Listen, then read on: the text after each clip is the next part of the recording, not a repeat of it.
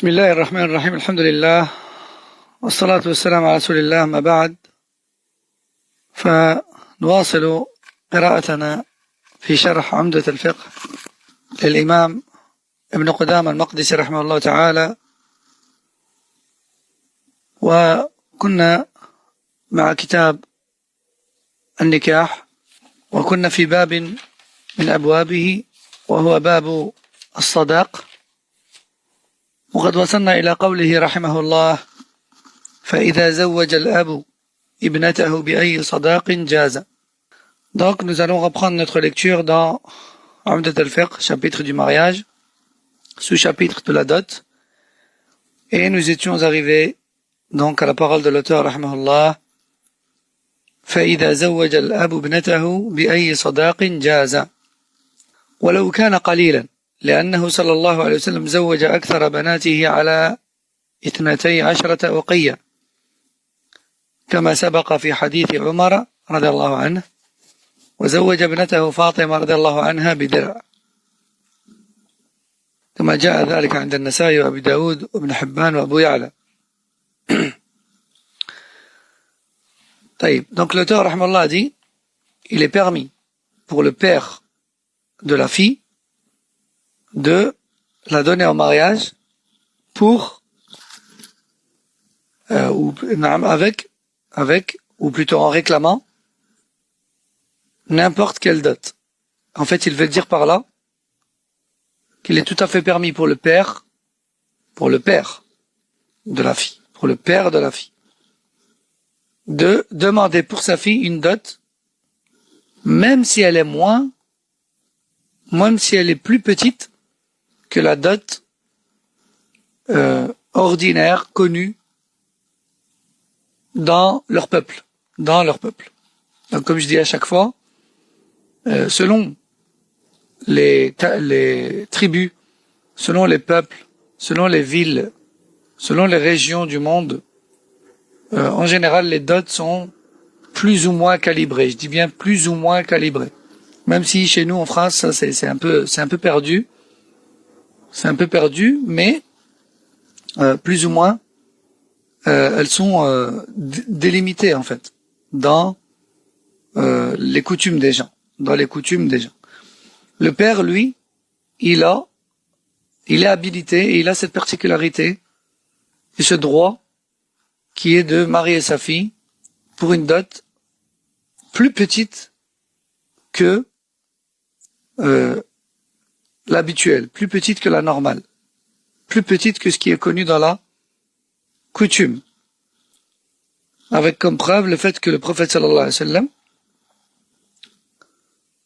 a donné approximativement pour toutes ses épouses et a demandé approximativement pour toutes ses filles pas plus de 12 uqayya. Et on a expliqué l'autre fois que 12 uqayya, c'est 480 dirhams, donc 480 pièces d'argent, ce qui équivaut aujourd'hui à 1640 rials, ce qui équivaut donc actuellement à 430 euros.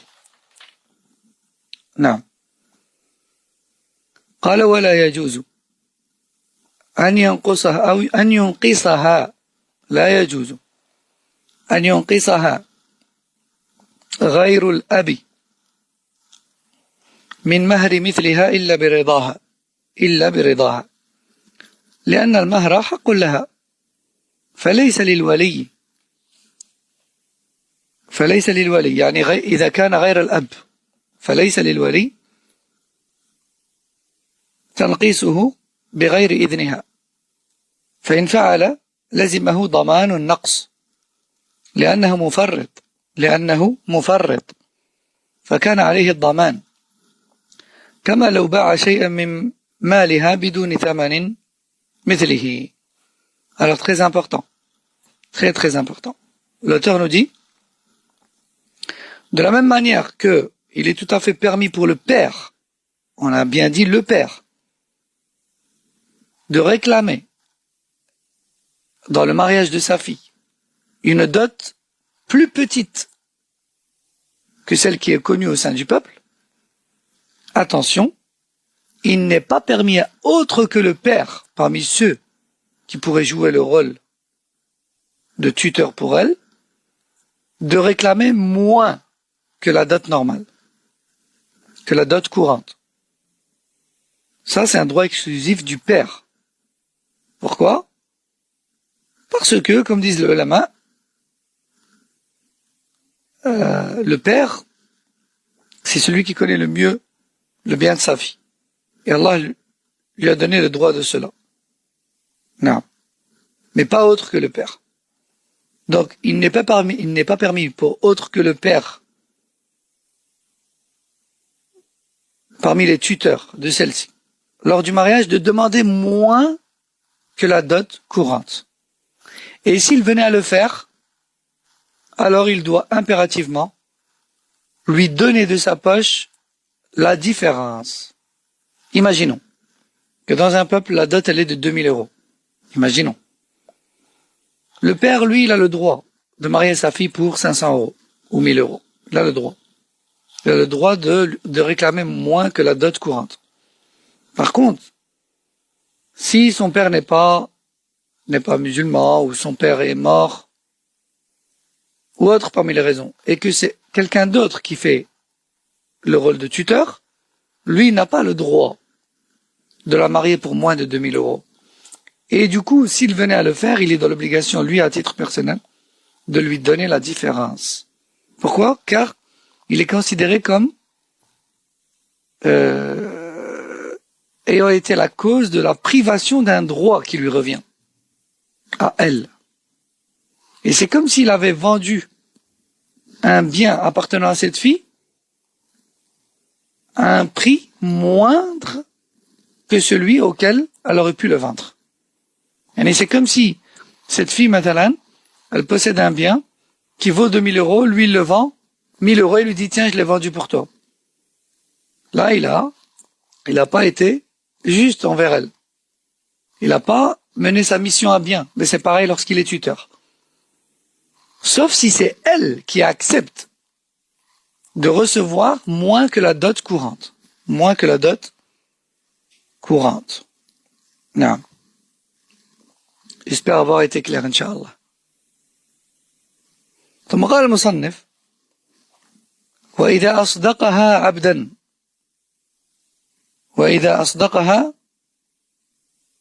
عبدا كصداق يعني بعينه فوجدته معيبا خيرت بين أرشه يعني خير بين أن تأخذ هذا العبد وتأخذ معه مقدار ما أنقص هذا العيب من قيمته وبين رده وأخذ قيمته لأنه عيب ينقص المهر فكان موجبا للخيار كالعيب في البيع وهذا لا خلاف فيه. Donc ensuite l'auteur a dit, bon bien sûr à notre époque il n'existe plus d'esclaves comme on a déjà dit plusieurs fois, mais imaginons que le mari donne en dot à son épouse un servant et qu'il s'avère que ce servant contient un défaut. Ce servant a un défaut. Dans ce cas, une fois que l'épouse découvre le défaut du servant, imaginons qu'il n'est pas capable d'effectuer telle ou telle tâche, il est trop vieux, ou il est malade, ou il a un handicap, ou autre, dans ce cas, elle a le choix entre le fait de le rendre et de réclamer un autre, ou encore de le garder et de réclamer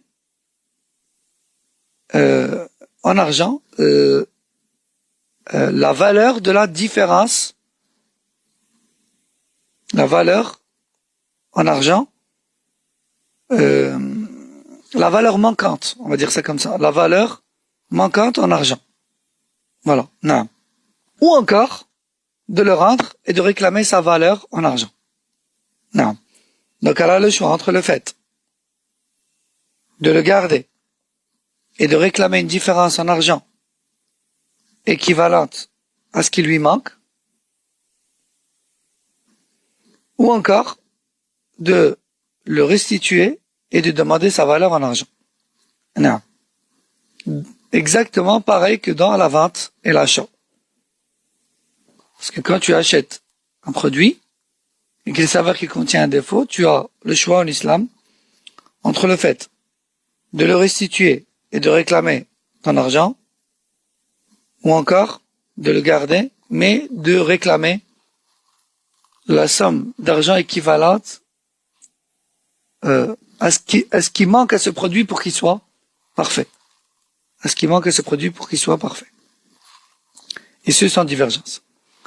قال وإن وجدته أي العبد الذي أصدقها إياه الزوج إن وجدته مغصوبا أو حرا فلها قيمته لأن العقد وقع على هذا الصداق المعلوم وهو العبد فإذا تعذر تسليمه لها لحريته أو لغصبه كان لها قيمته كما لو وجدته معيبا فردته. Donc l'auteur nous dit également, si elle découvre après avoir réceptionné cette personne qui est censée être un esclave, un servant, puis qu'elle découvre par après qu'en vérité il a été volé à son propriétaire, ou encore elle découvre qu'il est en fait libre et non pas esclave, et du coup c'est pas ce sur quoi ils se sont mis d'accord, parce qu'il n'est pas esclave, donc elle va pas pouvoir le garder. C'est comme si on lui donne quelque chose, mais qu'au final cette chose elle y a pas droit, elle lui est reprise, d'accord? Donc soit c'est un esclave effectivement, mais il a été volé, soit ce n'est même pas un esclave, c'est une personne libre. Donc là en fait elle a reçu quelque chose qu'elle ne peut même pas garder. À ce moment-là, qu'est-ce qui se passe? Elle a le droit à sa valeur en argent. Elle a le droit à sa valeur en argent. Pourquoi? Encore une fois, c'est comme dans l'achat et la vente. C'est comme si on lui a vendu quelque chose de volé, ou quelque chose qui n'a pas été convenu, et du coup, elle a le droit de récupérer son argent. Non. قال وإن كانت عالمة بحريته يعني إن كانت عالمة بحريته أو غصبه حين العقد فلها مهر مثلها لأنها رضيت بما لا يصح أن يكون مهرا فصارت تسمية وتعيين هذا الصداق عند العقد لاغية ووجودها كعدمها فكان لها مهر المثل كما لو لم يفرض لها صداقا وهذا قول عامة الفقهاء. نعم. Donc l'auteur nous dit, imaginons également que la dot c'est un esclave, c'est un servant, et qu'au moment de l'acte du mariage, au moment du mariage, elle sait parfaitement que ce servant, que ce soi-disant servant qu'on va lui donner, en fait il est libre ou bien il a été volé. Elle le sait parfaitement au moment du mariage. Eh bien en vérité, cette dot s'annule. Et à la place, le mari devra obligatoirement lui donner la dot courante. La dot courante. Pourquoi? Car au moment du mariage, elle était au courant que la dot qu'on va lui donner, elle n'est pas bonne. Elle n'est pas valide. Parce que l'esclave, il n'est pas esclave. Ou bien parce que l'esclave a été volé. On ne peut pas donner à quelqu'un ce qui ne nous appartient pas. Donc au moment du mariage, elle a accepté une dot qu'elle savait parfaitement ne pas être valide. Qu'elle savait parfaitement ne pas être valide. De ce fait, cette dot s'annule, à cause du fait qu'elle le savait, et s'imposera la dot courante. La dot courante. Et ça, c'est l'avis majoritaire des jurisconsultes. Enfin, on termine avec ce dernier passage, ou plutôt on termine ce sous-chapitre avec ce dernier passage à Afwan. قال المصنف رحمه الله وإن تزوجها على أن يشتري لها عبدا بعينه فلم يبيعه سيده أو طلب به أكثر من قيمته فلها قيمته لأنه أصدقها تحصيل عبد معين فصحت هذه التسمية للصداق فلما تعذر قبض هذا الصداق المسمى الذي له قيمة وجبت قيمته كما لو تلف. نعم. Donc l'auteur rahmallah dit, si le mari promet à la mariée de lui acheter un esclave bien précis comme dot, puis que son maître refuse de le vendre, ou encore il réclame comme prix plus que sa véritable valeur. Dans ce cas, le mari devra se rattraper en lui donnant comme dot une somme d'argent équivalente à sa vraie valeur. Pourquoi? Car la dot sur laquelle ils se sont mis d'accord, elle est valide. C'est juste que finalement, le maître du servant n'a pas voulu le vendre ou bien il a réclamé plus que la vraie valeur. Donc cela est remplacé par une somme d'argent équivalente à sa vraie valeur. Non. Et ce, de la même manière que une dot qui a été promise puis qui a été perdue par le mari. Hein? Imaginons qu'il lui a promis une dot, une somme d'argent ou autre, il l'avait en sa possession, il lui a promis, c'est acté, ils ont fait l'acte de mariage, puis ensuite il s'est rendu compte qu'il l'a perdu. Il doit absolument retrouver la même dot et lui donner, même si c'est plus tard. Non. Et ce genre de questions, en fait, on pourrait se dire, mais à quoi ça sert? Ça sert.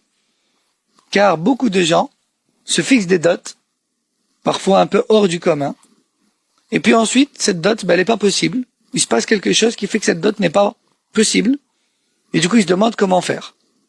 Ils se demandent comment faire. Comme par exemple, je vais donner un exemple courant. Parfois, il y a des couples qui se mettent d'accord sur une dot, par exemple, une umrah. Et finalement, la umrah, partir en voyage pour la umrah, c'est pas possible. Pour X ou Y raison. Alors, ils se demandent ce qu'ils doivent faire. Mais ce qu'ils doivent faire, la dot, elle était bonne. Mais ce qu'ils doivent faire, c'est quoi maintenant? C'est, par exemple, de lui donner une somme d'argent équivalente à la umrah. Une somme d'argent qui suffirait pour une somme équivalente à la umrah promise. Voilà. Une somme équivalente au prix de la umrah promise. Une somme équivalente au prix de la umrah promise. نعم. ثم قال المصنف رحمه الله فصل فإن تزوجها بغير تسمية وتعيين فإن تزوجها بغير تسمية وتعيين صداق صح لقوله تعالى لا جناح عليكم إن طلقتم النساء ما لم تمسوهن أو تفرضوا لهن فريضة. نعم. لا جناح عليكم إن طلقتم النساء ما لم تمسوهن أو تفرضوا لهن فريضة ومتعوهن على الموسع قدره على المقتر قدره. ولحديث بروع بنت واشق الآتي ولما ثبت عن النبي صلى الله عليه وسلم أنه زوج رجلا امرأة ولم يسمي لها مهرا. نعم كما جاء عند أبي داود وابن حبان والحاكم، وهذا مجمع عليه كما ذكره شيخ الإسلام ابن تيمية في مجموع فتاويه، وكذلك جامع الفقه لابن القيم، وذكره ابن قدامة في المغني والشرح الكبير وغيرهم. Donc, sous-chapitre suivant, toujours en rapport avec la dot. Toujours en rapport avec la dot. L'auteur nous dit, si la femme est épousée sans accord précédent sur la dot, le contrat de mariage est valide. Qu'est-ce que ça veut dire? Yani mathalan, par exemple, le père de la mariée, le marié et les témoins sont présents. Ils n'ont pas discuté précédemment de la dot. Ils se sont pas mis d'accord sur la dot. Ils prononcent le mariage. Je te demande ta fille Fatima en mariage, j'accepte, je te marie Fatima. devant témoin, le mariage est valide. Mais ils n'avaient pas encore convenu de la dot. Qu'est-ce qui se passe? Le mariage est-il valide, oui ou non? Le mariage est valide. Le mariage est valide. Et la dot se donne par après, il n'y a pas de mal. Quelle est la preuve? La preuve, c'est la parole d'Allah dans Surat Al-Baqarah, verset 236, qui a pour sens: il n'y a aucun mal pour vous, ou plutôt nul reproche à vous si vous divorcez les femmes avant consommation et avant la dot. Et avant la dot. Cependant, donnez-leur de quoi apaiser leur tristesse et leur douleur, à chacun selon ses capacités. Non. Il est également rapporté que le prophète sallallahu alayhi wa sallam a donné au mariage une femme à un homme. Comme vous savez, le prophète sallallahu alayhi wa sallam était le gouverneur des musulmans. Et le gouverneur, c'est le tuteur de celle qui n'a pas de tuteur légal.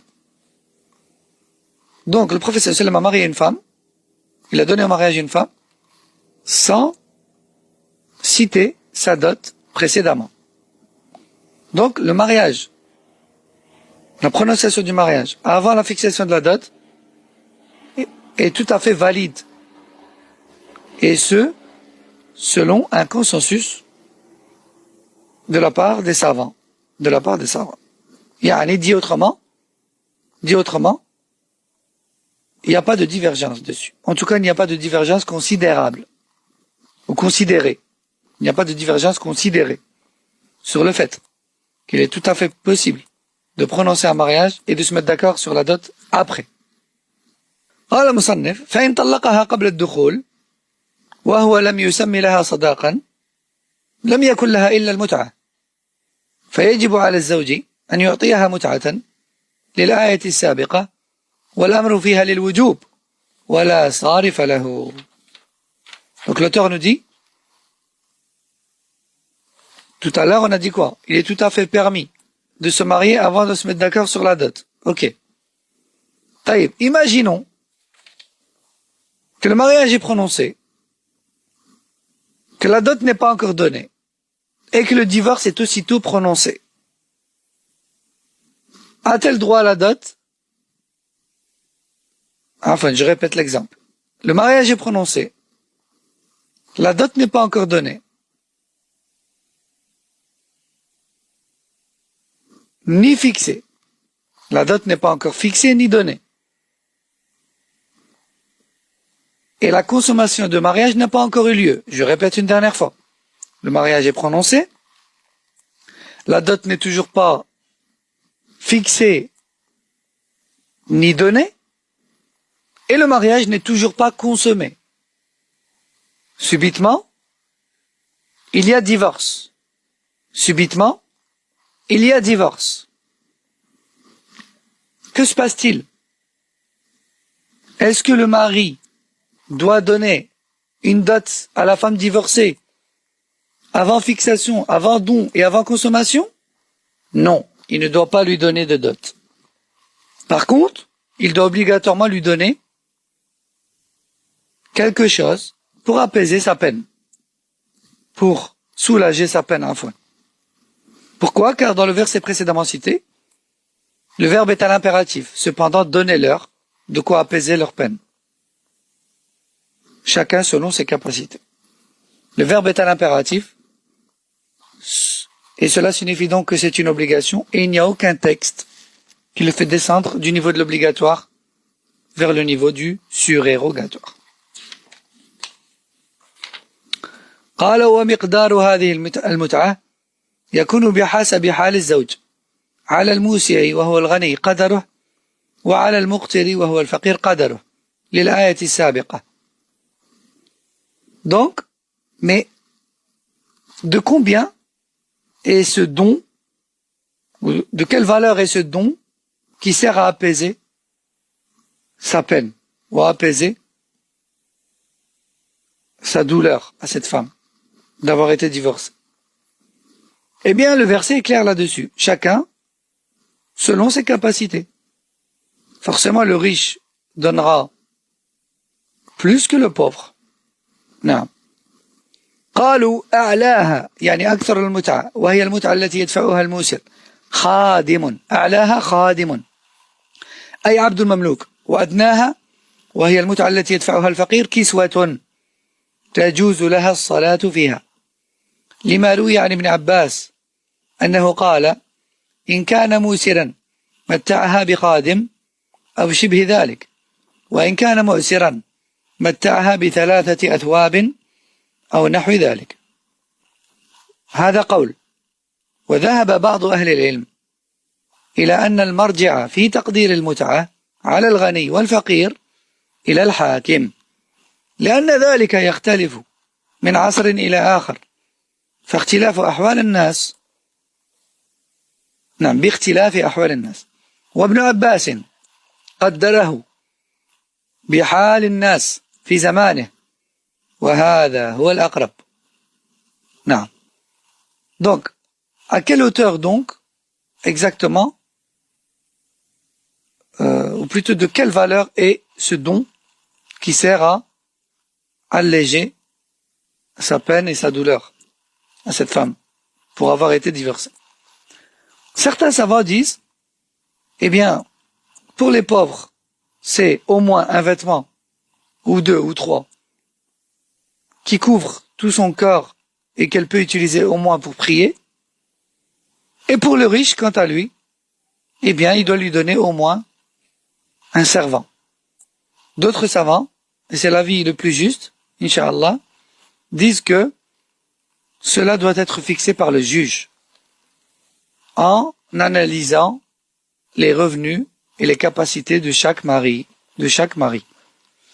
Et ceci a été pratiqué par Ibn Abbas à son époque déjà, et c'est l'avis le plus juste, Wallahu a'lam. نعم. قال وإن مات أحدهما قبل الدخول والفرض فلها مهر نسائها لا وكس يعني بدون نقص من مهر مثيلاتها ولا شطط يعني ولا زيادة عن مهر مثيلاتها من النساء وللباقي منهما الميراث يعني وللباقي من الزوجين يعني إذا توفي أحدهما بقي الآخر وللباقي منهما يعني وللباقي من الزوجين بعد وفاة الآخر الميراث وهذا مجمع عليه. L'auteur nous dit, si le mariage est prononcé et que la dot est fixée,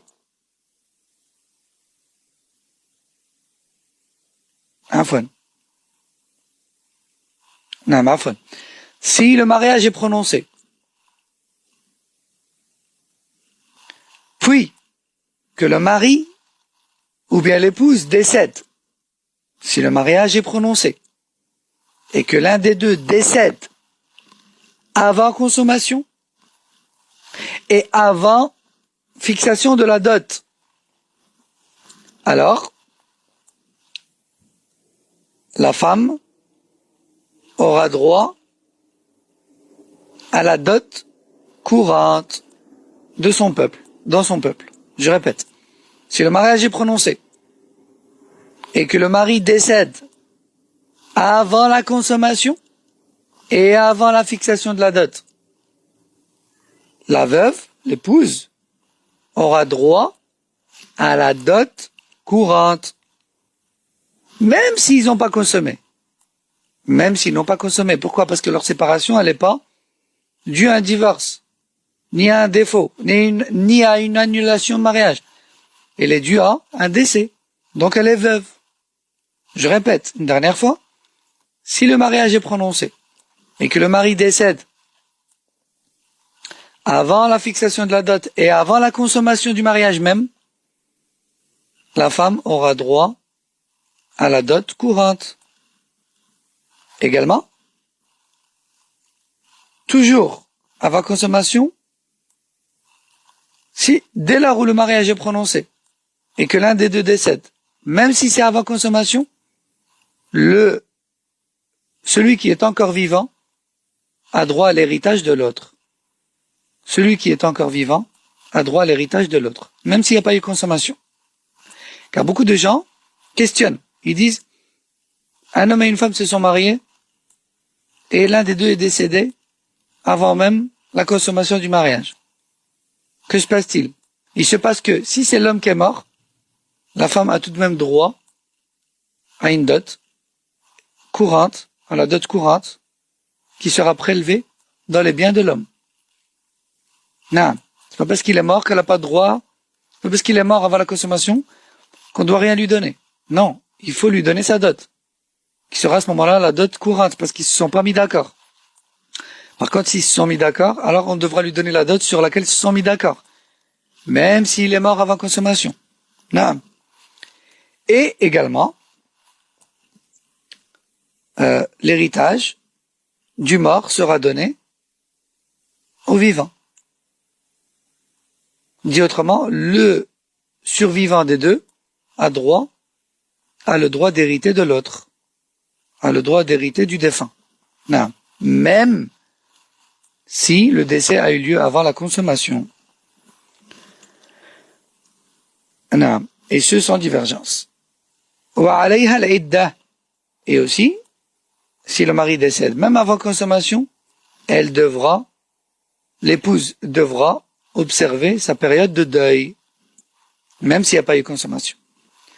لأن النبي صلى الله عليه وسلم قضى في بروع بنت واشق لما مات زوجها ولم يدخل بها ولم يفرض لها قضى أن لها مهر نسائها لا وكس ولا شطط ولها الميراث وعليها العدة. Et la preuve de tout ça, c'est le fait que le prophète sallam a jugé de cette manière-là après le décès de Buru' bint Washiq. Quand son mari est mort, avant même consommation et avant même fixation de la dot, le prophète sallam a dit, il faut lui donner la dot courante, pas plus et pas moins, et lui donner également sa part d'héritage, tout comme elle devra observer sa période de deuil. نعم. وقد أفتى ابن مسعود بذلك قبل أن يعلم بقضاء رسول الله صلى الله عليه وسلم فقام معقل ابن سنان الأشجعي فقال قضى رسول الله صلى الله عليه وسلم في بروع بنت واشق بمثل ما قضيت ففرح ابن مسعود رضي الله عنه بذلك فرحا شديدا. D'ailleurs, il est rapporté qu'Ibn Mas'ud, qu'Allah l'agrée, n'avait pas encore entendu parler de ce hadith, qu'il avait déjà émis un verdict similaire. C'est alors que Mi'aqal ibn Sinan al-Ashja'i lui a rapporté, et Ibn Mas'ud était très content d'entendre que son effort de réflexion et d'interprétation et le verdict qu'il avait prononcé était le même que celui du messager d'Allah sallallahu alayhi wa sallam. Non. Donc si vous avez dans votre entourage des personnes qui se sont mariées, non, et qui ont décédé ou qui sont décédés à fond avant consommation mariage, eh bien sachez que la dot doit être donnée et l'héritage prend effet et la femme doit observer sa période de deuil tout de même s'il n'y a pas eu consommation. ولو طالبته قبل الدخول أن يفرض لها بأن يحدد مقدار مهرها فلها ذلك لأن النكاح لا يخلو من مهر فوجب لها المطالبة بقدره وهذا لا خلاف فيه. Non. Également, imaginons qu'au moment de la prononciation du mariage, il n'avait pas encore fixé la dot. Et que, juste avant la consommation de mariage, la femme réclame, ou plutôt la femme demande à ce que la dot soit fixée avant la consommation. Yani khlas, eux, ils se sont mariés, mais ils n'ont pas encore consommé. Et là, aujourd'hui, ils vont consommer le mariage. La femme, elle dit, écoute, cher mari, avant qu'on consomme, j'aimerais, ou je réclame, ou j'exige à ce que la dot soit fixée. Qu'est-ce que tu vas me donner? C'est son droit. Elle a tout à fait le droit de réclamer à ce que la dot soit fixée avant la consommation. Avant la consommation. Et lui, il est dans l'obligation de répondre à sa demande et de lui promettre une dot qu'elle accepte. Une dot qu'elle accepte. Non. Pourquoi? Parce que la dot est obligatoire. Et dès lors où elle réclame sa fixation avant consommation, il est dans l'obligation d'y répondre. Et ce, sans divergence. ثم قال فإن فرض لها مهر نسائها أو أكثر فليس لها غيره لأنه قد فرض لها ما يجب لها ولا يلزمه أكثر من ذلك لأنه قد أعطاها حقها كاملا وإن زادها على مهر مثلها فقد زادها خيرا وكذلك إن فرض لها أقل منه أي أقل من مهر مثلها فرضيت فليس لها غيره لأنها قد رضيت بأقل مما يجب لها فالصداق حق لها فلها أن تتصرف فيه بما تريد فإذا أسقطت بعضه فذلك إليها. Donc on termine ce passage en disant que au moment où elle lui réclame la fixation de la dot juste avant consommation, si celui-ci lui promet la dot courante,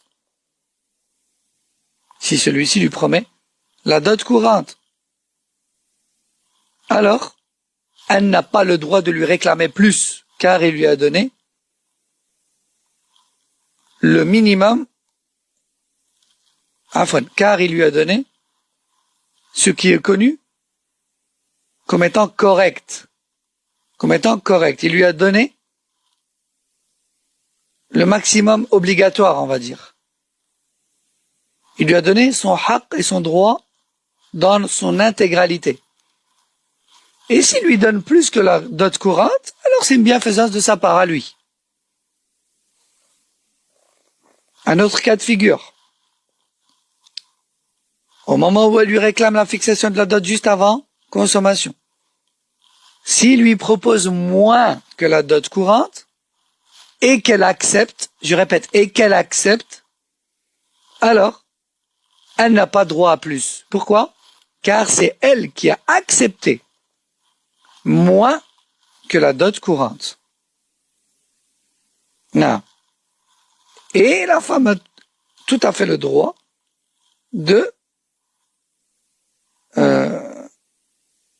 d'abandonner une part de son droit. Alors, elle est en position d'abandonner une partie de son droit.